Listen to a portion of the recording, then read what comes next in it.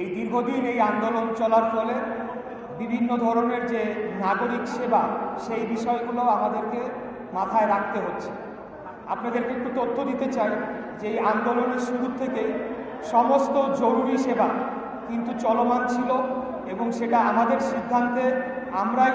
নিশ্চিত করেছি যে সকল ধরনের জরুরি সেবা যেগুলো রয়েছে সেগুলো যাতে চলমান থাকে, অর্থাৎ আমাদের আন্দোলনের কারণে যাতে জনগণের দুর্ভোগ তো হচ্ছেই, কিন্তু সেটি যাতে চরম আকারে না পৌঁছায়। আপনারা সকলেই জানেন যে কিছুদিন যাবৎ ডেঙ্গুর প্রাদুর্ভাব দেখা দিচ্ছে, যার কারণে আগামী দিনগুলা ঢাকা শহরকে নিরাপদ রাখার জন্যে মশক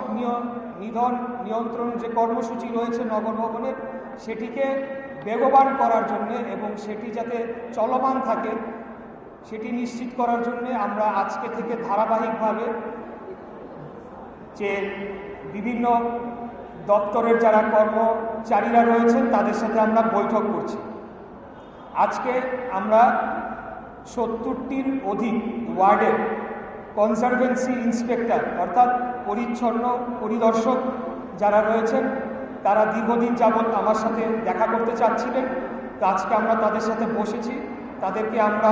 উৎসাহ উদ্দীপনা দিয়েছি এবং তাদেরকে